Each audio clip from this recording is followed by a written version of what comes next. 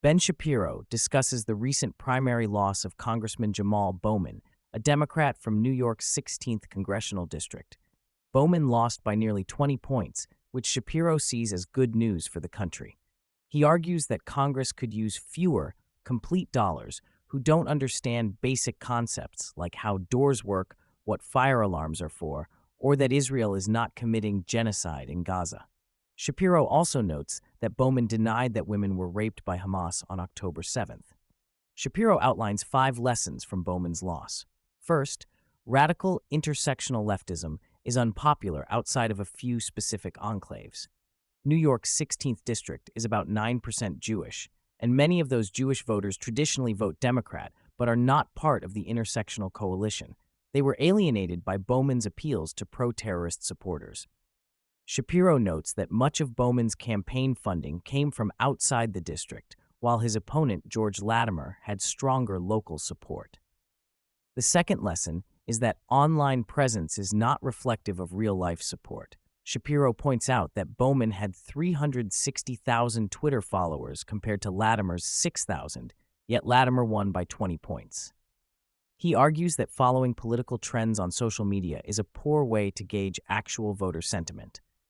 Third, political money tends to follow vulnerable candidates into vulnerable districts.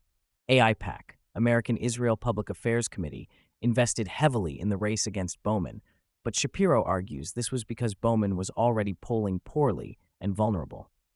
Fourth, left-wing intersectionalism is ugly and vicious.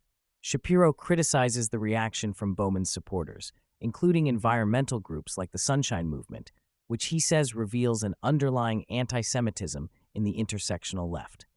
Fifth, the media echo chamber is hurting Democrats by making them believe they have momentum when they don't.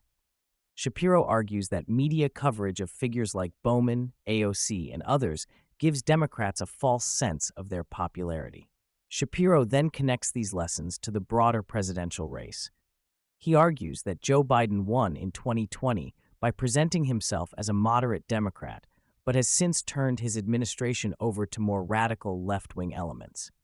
Shapiro criticizes Nancy Pelosi for suggesting that issues like trans rights and climate change will be central to Biden's 2024 campaign, arguing this approach is unlikely to succeed nationally. Regarding the upcoming debate between Biden and Trump, Shapiro discusses Hillary Clinton's advice in a New York Times piece. He agrees with Clinton that expectations for Trump are low, suggesting that if Trump appears controlled and not volatile on stage, he will likely be seen as winning the debate. Shapiro criticizes the Biden administration for what he sees as going soft on adversaries like Russia, Iran, and Venezuela in an attempt to keep gas prices stable ahead of the election. He cites a Wall Street Journal report suggesting the administration has implemented softer-than-expected sanctions on these countries to encourage oil flow into global markets. Shapiro highlights recent reports of potential security threats related to immigration. He cites an NBC News report that the Department of Homeland Security has identified over 400 immigrants from Central Asia and elsewhere as subjects of concern due to their potential ties to an ISIS-affiliated human smuggling network. He also discusses the case of Jocelyn Nunge, a 12-year-old girl in Houston allegedly killed by illegal immigrants from Venezuela, using it to criticize Biden's immigration policies. Shapiro dismisses a recent statement by 16 Nobel Prize-winning economists warning that Trump's economic plans would reignite inflation.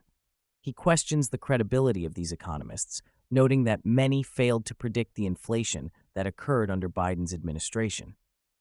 Shapiro also criticizes Treasury Secretary Janet Yellen for blaming Trump's tax cuts for current economic shortcomings. The podcast touches on U.S. Surgeon General Vivek Murthy's declaration of gun violence as a national public health crisis. Shapiro mocks this approach, suggesting it's an overreach to frame gun violence as a contagious public health issue rather than a criminal justice matter. Shapiro criticizes a recent study from Johns Hopkins University that linked Texas's abortion ban to an increase in infant mortality rates. He argues that the study's interpretation of statistics is misleading, as it doesn't account for the lives saved by preventing abortions. The podcast notes recent legal setbacks for the Biden administration, including 2 federal court rulings against a new student loan forgiveness plan.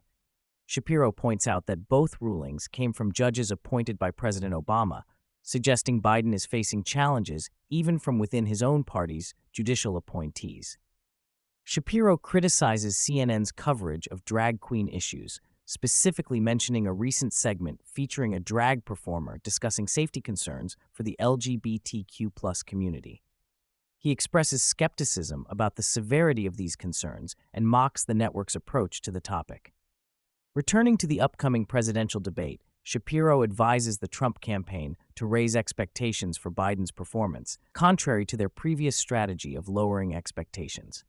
He criticizes the Biden campaign for potentially making the mistake of talking down Trump while talking up Biden, suggesting this could backfire. Shapiro promotes Daily Wire's live commentary of the debate, promising analysis from himself and other conservative commentators to provide context and fact-checking during and after the event. Throughout the podcast, Shapiro maintains a critical stance towards the Biden administration, mainstream media coverage, and what he perceives as left-wing overreach in various policy areas. He uses recent events and news stories to reinforce his conservative perspective on issues ranging from electoral politics to cultural debates. The overall tone suggests a belief that current Democratic strategies and policies are out of touch with mainstream American voters and potentially harmful to the country's interests.